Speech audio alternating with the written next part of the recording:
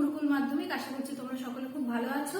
আজকে আমরা পড়বো নাইট্রোজেন চক্র নিয়ে, যেটা কিন্তু মাধ্যমিক পরীক্ষার জন্য ভীষণ ভীষণ ভীষণ ইম্পর্টেন্ট। এবং দেখো, নাইট্রোজেন চক্রের শব্দচিত্রটা তোমাদের জন্য ভীষণ ইম্পর্টেন্ট। শুধু শব্দচিত্র নয়, শব্দচিত্র ছাড়াও নাইট্রোজেনের যে ব্যাকটেরিয়ার ভূমিকা, প্রাকৃতিক উপায়ে নাইট্রোজেন সংবন্ধন কিভাবে ঘটে, সবকিছুই কিন্তু খুব ইম্পর্টেন্ট। কিন্তু আজকে আমরা শুধুমাত্র পড়বো যে নাইট্রোজেন চক্রের শব্দচিত্র, যেটা করলে মোটামুটি সবটাই তোমাদের কভার হয়ে যাবে। চলো শুরু করা যায়।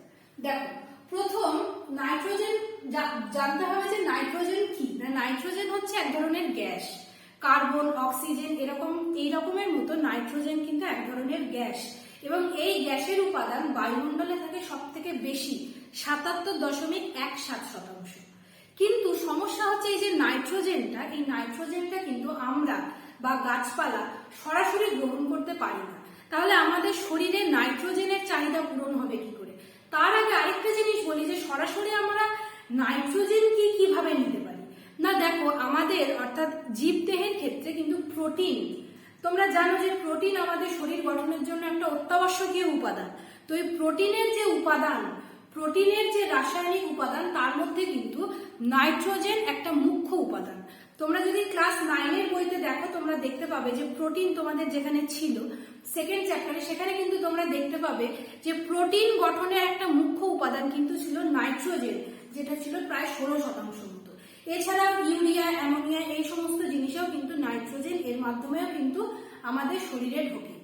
তো এবার কি বললাম, নাইট্রোজেন তো আমরা সরাসরি গ্রহণ করতে পারি না।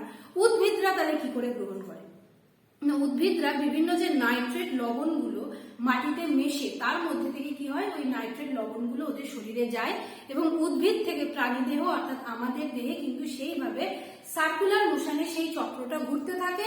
এবং আমাদের মৃত্যুর পর বিভিন্ন যে ব্যাকটেরিয়াগুলো আছে, সেই ব্যাকটেরিয়াগুলো নানান ধাপের মধ্যে, যেমন অ্যামোনিফিকেশন, নাইট্রিফিকেশন, এই ধাপগুলোর মধ্যে দিয়ে কি করে না, নাইট্রোজেনটাকে পুনরায় মাটিতে মেশায়, এবং তারপর বিভিন্ন ডিনাইট্রিফাইং ব্যাকটেরিয়া আছে, যাদের মধ্যে দিয়ে কি করে না, নাইট্রোজেনটাকে যে গ্যাস রূপে পুনরায় প্রকৃতিতে ফিরিয়ে দেয়।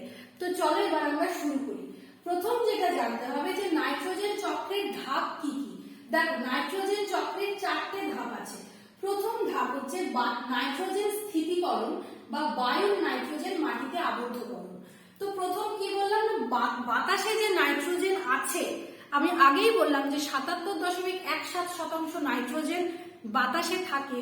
সেই নাইট্রোজেনটাকে প্রথম কি করতে হবে না, মাটিতে আবদ্ধকরণ করতে হবে। প্রথম মাটিতে আবদ্ধকরণ কিন্তু 3টে পর্যায়ে ঘটে। একটা হচ্ছে প্রাকৃতিক পর্যায়, একটা হচ্ছে জৈবিক পর্যায়, এবং অপরটা হচ্ছে শিল্পজাত পর্যায়। তোমাদের কিন্তু এইটাও প্রশ্ন আসতে পারে যে প্রাকৃতিক উপায়ে নাইট্রোজেন সংবন্ধন কিভাবে ঘটে, লেখো। তো আমি তোমাদের একটা বেসিক ধারণা দিই না, প্রাকৃতিক উপায়ে নাইট্রোজেন কিন্তু সংবন্ধন হয় বা সংবন্ধিত হয় যখন বজ্র বিদ্যুৎ হয়। ঠিক আছে? তো এই বজ্র বিদ্যুতের মাধ্যমে যে নাইট্রোজেন গুলো আছে, বাতাসের নাইট্রোজেন, সেই বাতাসের নাইট্রোজেন অক্সিজেনের সঙ্গে বিক্রিয়া করে প্রথম nitrous oxide, nitrous acid, nitrogen dioxide, nitrous acid, nitric acid, এবং তারপর মাটিতে যে মাটির ক্যালসিয়াম জাতীয় লবণ আছে, পটাশিয়াম জাতীয় লবণ আছে, তাদের সঙ্গে বিক্রিয়া করে ক্যালসিয়াম নাইট্রেট, পটাশিয়াম নাইট্রেট লবণ রূপে কিন্তু মাটিতে মেশে। জৈবিক পদ্ধতিতে কিভাবে নাইট্রোজেন সংবন্ধন হয়, যেটা বললাম সেটা হলো প্রাকৃতিক উপায়। জৈবিক উপায় হয় বিভিন্ন রকম ব্যাকটেরিয়া। তো ব্যাকটেরিয়ার মধ্যে আবার 3টে ভাগ আছে।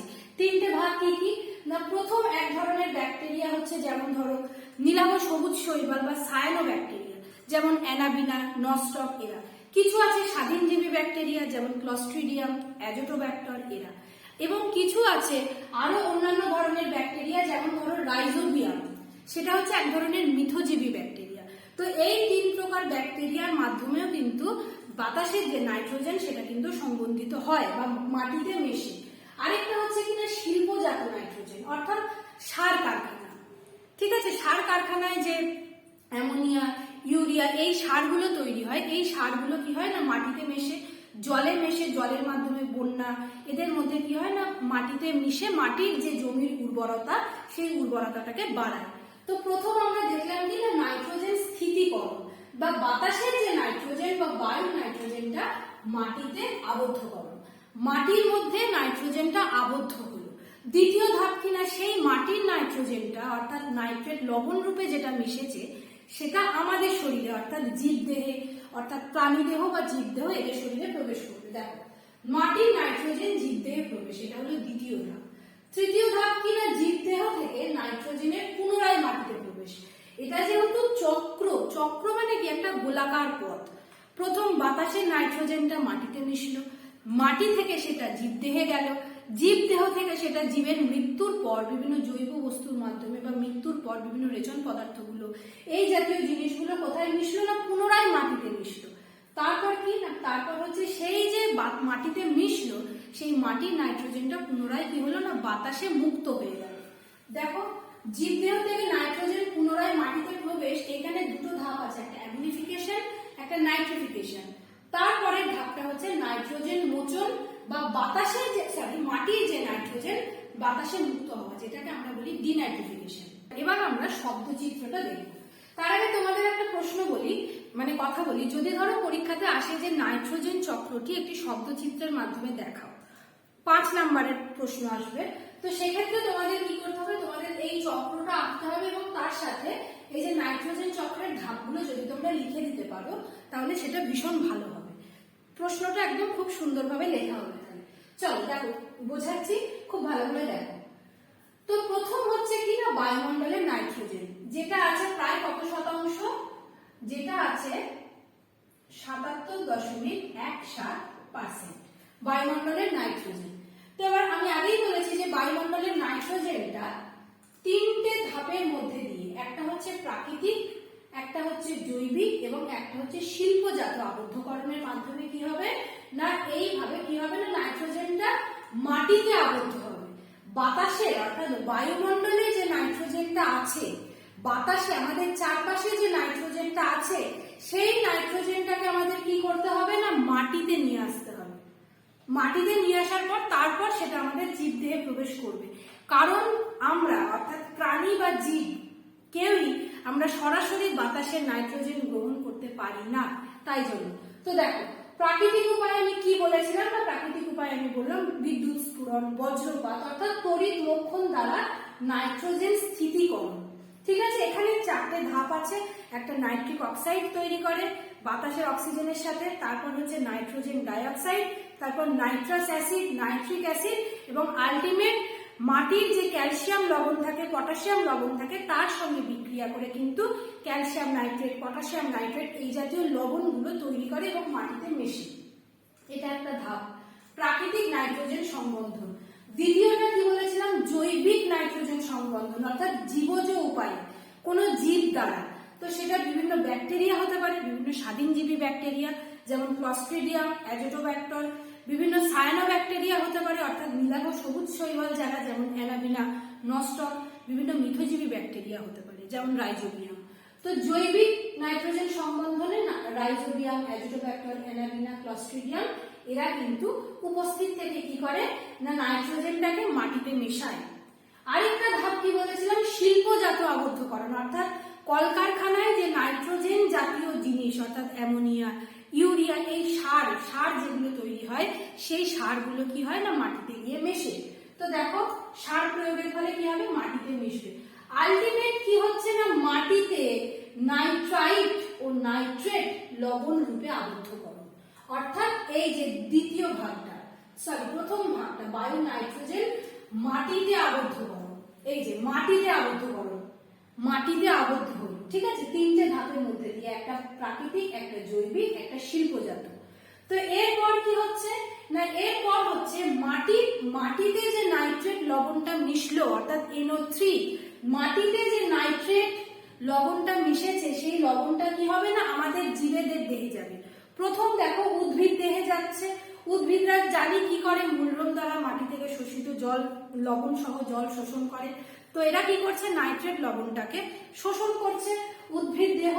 তারপরে কি না উদ্ভিদের মধ্যে দিয়ে অর্থাৎ আমরা যে গাছপালা খাচ্ছি, সেই শাক পাতা খাচ্ছি, তার মধ্যে দিয়ে কি হচ্ছে আমাদের শরীরে প্রবেশ করছে। দেখো, উদ্ভিদ দেহ থেকে প্রাণী দেহ, এবং যখন উদ্ভিদের মৃত্যুর পর, প্রাণীর মৃত্যুর পর বিভিন্ন বিয়োজক যে জিনিসগুলো আছে অর্থাৎ আমাদের যে শরীরের যে গঠনগত উপাদান সেইগুলোকে সরল উপাদানে পরিণত করে মাটিতে মিশিয়ে দেয়। তো দেখো বিয়োজক, উদ্ভিদ দেহ থেকেও বিয়োজক, প্রাণী দেহ থেকেও বিয়োজক, এবং কি হচ্ছে মৃত জীব দেহ ও রেচন পদার্থগুলো অর্থাৎ জৈব বস্তু সহ পদার্থগুলো আমাদের মৃত্যুর পর, দেখো মৃত, সরি এইটা লেখাটা একটু মুছে গেছে, মৃত জীবদেহ ও রেচন পদার্থ, দেখো মাটির নাইট্রোজেন জীবদেহে প্রবেশ করেছে। এরপর কি হবে না, এরপর জীব বা প্রাণী যারা মারা গেছে সেগুলো কি করবে না, সেগুলো বিভিন্ন বিয়োজক দ্বারা মাটিতে মিশে যাবে। তো সেখানে দুটো ধাপ আছে, দেখো একটা হচ্ছে কি না, এই যে এই ধাপটা আমরা দেখছি, জীবদেহ থেকে নাইট্রোজেনের পুনরায় মাটিতে প্রবেশ। প্রথম ধাপ হচ্ছে অ্যামোনিফিকেশন, অর্থাৎ আমরা তো জানি যে আমরা প্রথমেই বললাম যে নাইট্রোজেনের যে গঠনগত উপাদান, প্রোটিনের যে গঠনগত উপাদান, সেখানে নাইট্রোজেন একটা মুখ্য ভূমিকা গ্রহণ করে। এবার আমরা এটাও জানি যে অনেকগুলো অ্যামোনিয়া মিলে কিন্তু একটা প্রোটিন স্ট্রাকচার তৈরি হয়।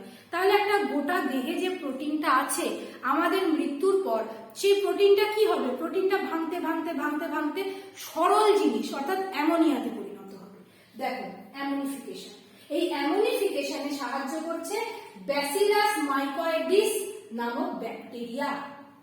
মৃত জীবদেহ, মৃত জীব জৈব বস্তু, এদের মৃত্যুর পর অ্যামোনিফিকেশন পর্যায়ের মাধ্যমে অ্যামোনিয়াতে পরিণত হয়। সেখানে বিভিন্ন ব্যাকটেরিয়া কাজ করে, যেমন ব্যাসিলাস মাইকোয়েডিস হচ্ছে এই প্রকারের ব্যাকটেরিয়া। তোমাদের কিন্তু এখান থেকে প্রচুর শর্ট প্রশ্নও আসতে পারে যে অ্যামোনিফিকেশনে সাহায্য করে একটি ব্যাকটেরিয়ার নাম লেখো, সেক্ষেত্রে কিন্তু তোমাদের ব্যাসিলাস মাইকোয়েডিসের নামটা লিখতে হবে। তো অ্যামোনিয়াতে পরিণত হলো। এবার অ্যামোনিয়াতে পরিণত হওয়ার পর, অ্যামোনিয়ার পর কি হবে না, নাইট্রেট লবণ রূপে মাটিতে মেশে।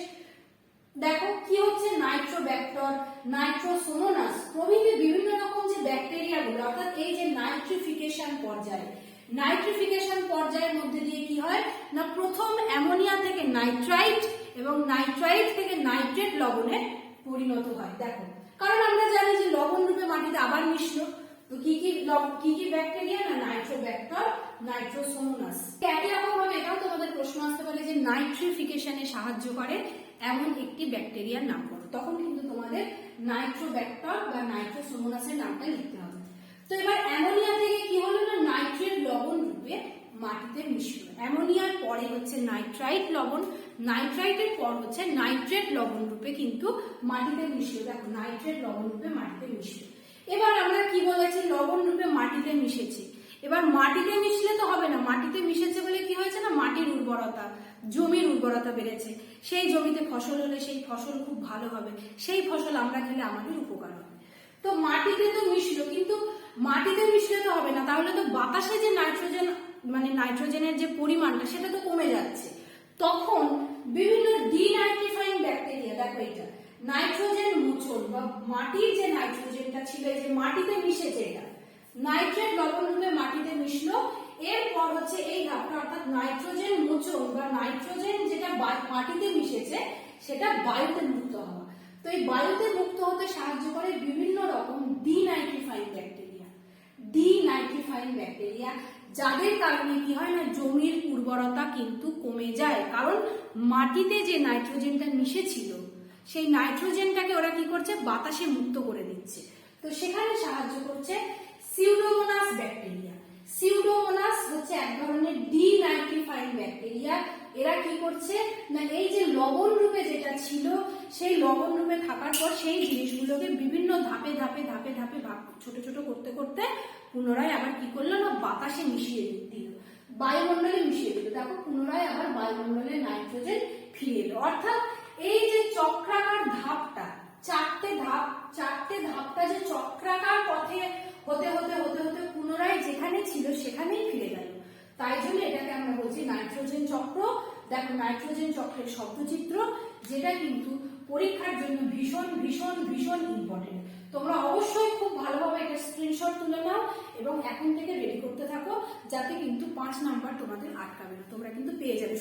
শুধু এটা না, এটা রিলেটেড যা সব কোশ্চেন আসে, অ্যামনিফাইং ব্যাকটেরিয়া, নাইট্রিফাইং ব্যাকটেরিয়া, সব কিন্তু তোমরা পাবে। অবশ্যই স্ক্রিনশট করে নাও।